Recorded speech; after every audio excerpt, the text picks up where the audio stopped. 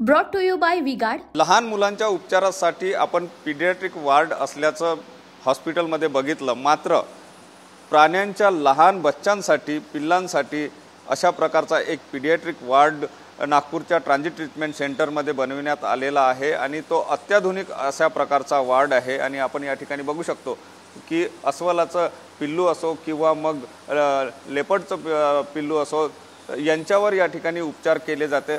अत्याधुनिक असा हा वार्ड बनविण्यात आलेला आहे आणि या ट्रान्झिट ट्रीटमेंटच्या मार्फत या ठिकाणी त्यांच्यावर उपचार जे आहे ते अगदी लहान मुलांवर ज्याप्रमाणे पीडियाट्रिक वार्डामध्ये उपचार होतात त्याचप्रमाणे या ठिकाणी त्यांच्यावर उपचार केले जातं।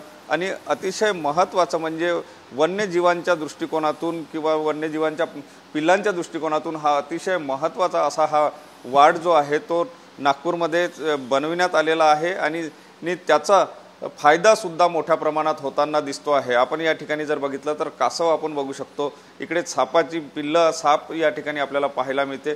मात्र हा वार्ड बनविण्यामागचा नेमका काय उद्देश होता आणि याचा कशा प्रकारे सगळं कार्य चालतं हे आपण जाणून घेण्याचा प्रयत्न करूया। कुंदन हाते आपल्यासोबत आहे, काय सांगाल कशा प्रकारे हा वार्ड बनवण्यात आहे, याची संकल्पना कशी? भाइयों बहनों, उनके राज में पावर रहे अनस्टेबल और हम रखे सब स्मूथ और स्टेबल।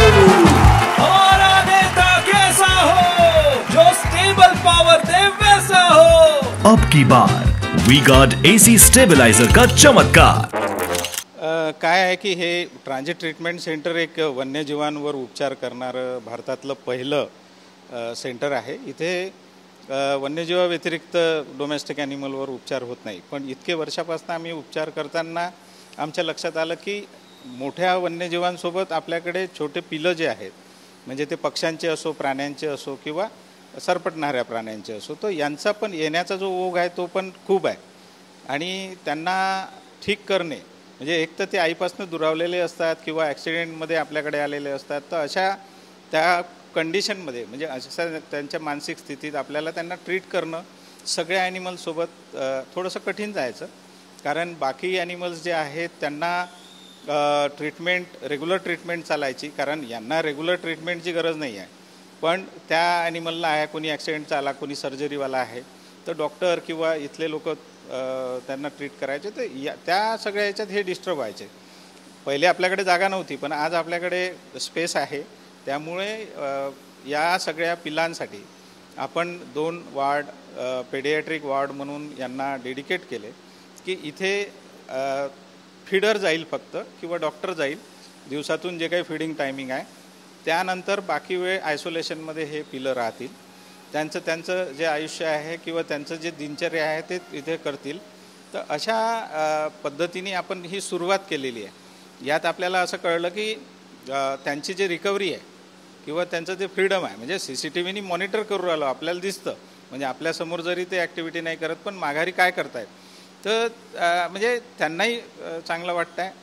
आणि अशा याच्यात काही जे वन्यप्राणी आहे जे पॅरालाइज आहे, जे बच्चे पॅरालाइज आहे त्यांच्यासाठी फिजिओथेरपीची पण सोय आहे, जे न्यूबॉर्न बेबीज येतात त्यांच्यासाठी इन्क्युबेटरची व्यवस्था आपण केलेली आहे। तर अशा सगळ्या यांनी सुसज्ज असा हे हॉस्पिटल आहे आणि त्यात हे वार्ड। उनका बैकअप सिर्फ कल तक और हमारा चांद तक। हमारा नेता कैसा हो जो नॉन स्टॉप बैकअप दे वैसा हो। अब की बार वी-गार्ड इन्वर्टर बैटरी का चमत्कार। आपण फक्त आणि फक्त छोट्या पिलांसाठी चालू केले। देशातलं एकमात्र पीडियाट्रिक वार्ड म्हणता येईल?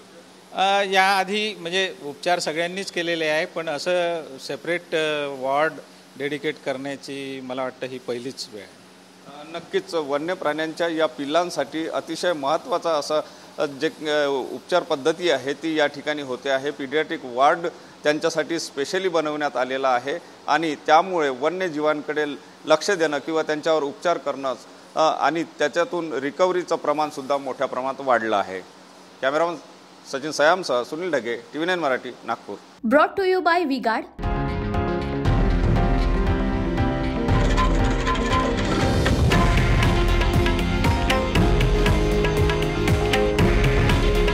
हे आहे देशातील नंबर 1 न्यूज नेटवर्क आणि आपण पाहत आहात TV9 मराठी. काळजी तुमची, हित महाराष्ट्राचं.